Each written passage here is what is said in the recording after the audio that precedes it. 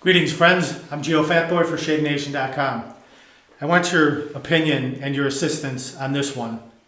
I received this review. I read it, came through on the website, and we have the ability to curate the reviews, meaning you can look at it and approve it if you want it to be published or not. I never edit reviews. Like if you put a review on the website, I'll never change anything. I don't even think we have the ability to do that. I would not do that. I want your opinion on this one, and I want you to tell me whether you think we should publish it or not. Because the reason we curate the reviews is that there could be some competitor or some crazed person out there who just has a chip on his shoulder against Shave Nation, and he just, can go and post anything about anything, and it goes out there and you see it and you think, oh, this is true. Well, and in fact, maybe this never even happened.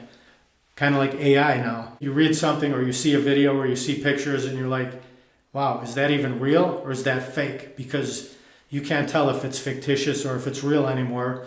AI is so good. Sidebar, let's get back to the topic at hand. I'm going to read this to you. Tell me if you think that we should be publishing something like this. The person's name is Nick.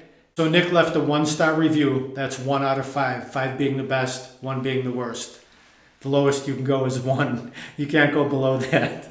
So the title of this review is The Horror.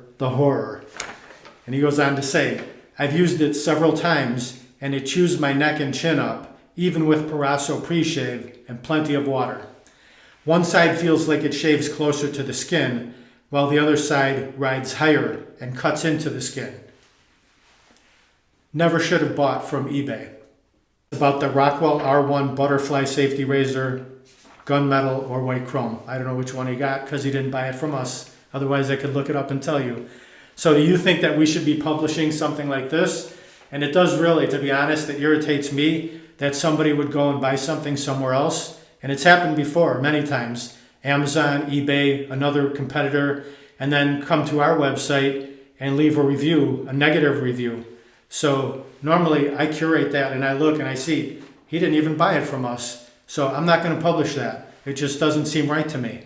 I really want to know, what's your opinion? Should we be publishing every single review that comes through? Even if someone bought something somewhere else and wants to come here to Shave Nation and leave a review? My thoughts?